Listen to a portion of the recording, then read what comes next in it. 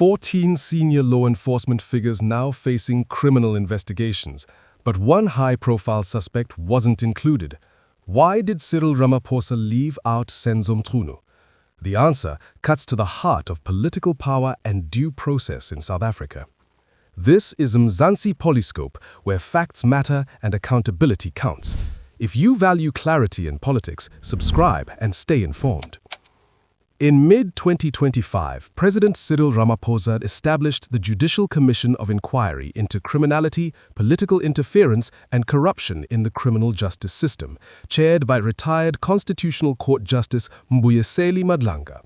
The mandate was narrow but severe: determine whether organized crime had penetrated South Africa's law enforcement and justice institutions and whether political actors had interfered with policing decisions.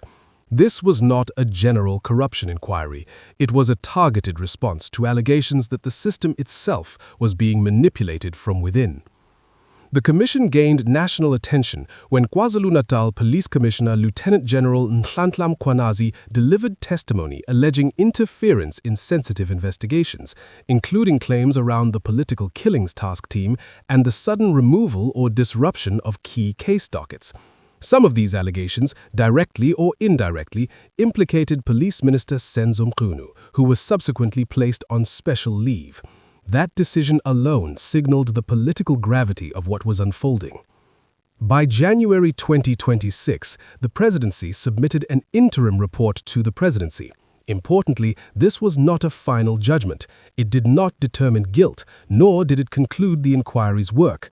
What it did do was identify prima facie findings, preliminary indications strong enough in the Commission's view to justify further criminal investigation into specific officials. President Ramaphosa accepted those interim recommendations and released a list of 14 officials to be referred for investigation. However, Senzo Mchunu's name was not among them. This omission immediately triggered public and political backlash, especially given the prominence of the allegations aired during testimony. The presidency, through spokesperson Vincent Magwenya, moved quickly to explain the decision. Magwenya said, acted strictly on what the interim report formally recommended, not on every allegation raised before the commission. Ramaphosa also acknowledged that the allegations were serious and personally troubling. But, according to the presidency, process, not pressure, would determine the next steps. And that distinction is where the controversy truly begins. It's important because where your question is heading is, why is the president not acting against it? No, but I think where my question starts, I think South Africans would like to know what the report says about the police minister. In summary, Clement, the report does refer to the evidence and the allegation. It does refer to the evidence that the minister has led at the commission, as well as what has been the allegations against the minister. The minister is still going to go back to the commission and answer to more allegations against him, including the ones that have recently surfaced. The president wants him to go back and answer to all of the allegations before he can consider his next steps in regard to the minister specifically. And so that matter will be concluded at an appropriate time once the president has, or rather once the minister has gone back to the commission and the commission has given clear findings against the minister. So as we speak right now, in the interim report, the commission doesn't say anything about prima facie evidence against Senzo Mchunu? No, it doesn't at this stage. Okay, that doesn't stop the president from acting though. Why is the president not taking action against Senzo Mchunu? And I'm asking that question because take what the commission has done now. There are certain people who have not even appeared before the Madlanga Commission, and yet the Madlanga Commission has now recommended that those people, they must be investigated. So the fact that the minister has to go back to the commission doesn't mean that the president is hamstrung to act against him. Otherwise, the Madlanga Commission also wouldn't have recommended that people who haven't even appeared before them be investigated. No, indeed, Clement, but we also have to appreciate that what the commission has done is in line with the terms of reference. It's not just out of its own initiative. It's there embedded in the terms of reference that it can make referrals and it can make recommendations on certain matters to be referred for further investigations. Clement, the minister is a politician. The president, to your point, has the power to act against him and to decide what happens with him in this regard. There's also nothing prohibiting the president from allowing the minister to go through due process in the form of the commission before he considers any form of action. So you could say that if he acted now, he will be acting on a matter that's incomplete. The commission has not given the president a firm finding against the minister. The minister is still to appear at the commission again. And so up until then, the president is not going to rush into any form of action. One appreciates and understands the pressure for the president to act immediately. A lot of the evidence that has been led at the commission has been quite disturbing. It has contributed to eroding public levels of confidence in law enforcement. And so the president is keen that we get on with investigations where we can. And at the end of the commission's work, he will take decisive action. At the center of this controversy is a single deliberate distinction: allegations versus recommendations. President Cyril Ramaphosa's decision, as explained by his spokesperson Vincent Magwenya, rests on the argument that the presidency did not exercise discretion over who should be investigated. It simply implemented what the Madlanga Commission's interim report explicitly recommended. In the president's view, to do otherwise would have meant substituting political judgment for a judicially guided process. From the presidency's perspective, this is about constitutional discipline. Interim reports, by design, do not make final determinations of guilt. They identify areas of concern and, in limited cases, recommend further action. Where the commission believed there was sufficient prima facie evidence to justify immediate criminal investigation, names were forwarded. Where it did not, those individuals were left out, at least for now.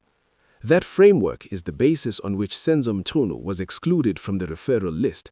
But this explanation has not settled the debate. Critics argue that the presidency is hiding behind procedural technicalities to avoid confronting political discomfort. They point to the substance of testimony aired at the commission, particularly claims that the political killings task team was disrupted, key dockets were removed, and investigations stalled at a politically sensitive moment. For many observers, these are not minor administrative disputes. They strike at the operational integrity of law enforcement. Opposition parties and civil society voices question whether the threshold for action should be limited only to what an interim report recommends. They argue that a president has broader executive authority and a responsibility to act when the credibility of the justice system is at stake. In their view, placing Mchunu on special leave acknowledged political risk, but failing to refer him for investigation sends a contradictory message. Supporters of Ramaphosa's approach counter that process protects legitimacy. Acting prematurely, they warn, risks collapsing future prosecutions, inviting legal challenges, and reinforcing claims of political persecution. In a country with a long history of commissions whose findings unravel in court, restraint is framed as prudence, not weakness. Privately, the presidency has conceded that the decision carries political cost. Magwenya confirmed that the president is concerned and saddened by the allegations and understands the public frustration. But Ramaphosa appears to be making a calculated choice: absorb the political fallout now rather than compromise the integrity of the process later. This is the unresolved tension, legality versus urgency, and neither side is prepared to concede. The consequences of this decision stretch far beyond one minister or one interim report. What happens next will test not only the credibility of the Madlanga Commission, but also the political authority of President Cyril Ramaphosa himself. By choosing to wait for the Commission's final findings before taking further action against Senzo Mchunu, the presidency has effectively placed its own legitimacy on the line. The most immediate implication is public trust. South Africans have watched commissions come and go, often with damning revelations and limited accountability. In that context, the omission of a politically powerful figure from an investigation list, despite serious allegations, risks reinforcing a belief that there are two standards of justice, one for ordinary officials and another for those close to power. That perception, whether fair or not, has consequences. Politically, Ramaphosa stands to lose support from constituencies that once viewed him as a reformist figure committed to institutional renewal. The longer the uncertainty around Mchunu continues, the more it fuels narratives of hesitation, compromise, or selective accountability. For an administration already navigating internal party pressures and a volatile electoral environment, this is not a small risk. Legally, however, the stakes run in the opposite direction. Acting without a clear recommendation from the Commission could expose the presidency to judicial review or claims of irrational executive action. Prosecutors could later find their cases weakened by arguments that the process was contaminated by political interference. In that sense, restraint is being presented as an investment in long-term prosecutorial success. There is also a broader institutional implication. The Madlanga Commission itself now carries a heavy burden. Its final report must either substantiate the need for action against Mchunu or convincingly explain why such action is not warranted. Anything less will deepen public cynicism about commissions as instruments of accountability. For the criminal justice system, the message sent now matters. If political leaders are seen to delay action in the face of serious allegations, it risks demoralizing investigators and reinforcing a culture of caution rather than courage. Conversely, if due process ultimately leads to credible prosecutions, it could mark a rare moment where patience produces real consequences.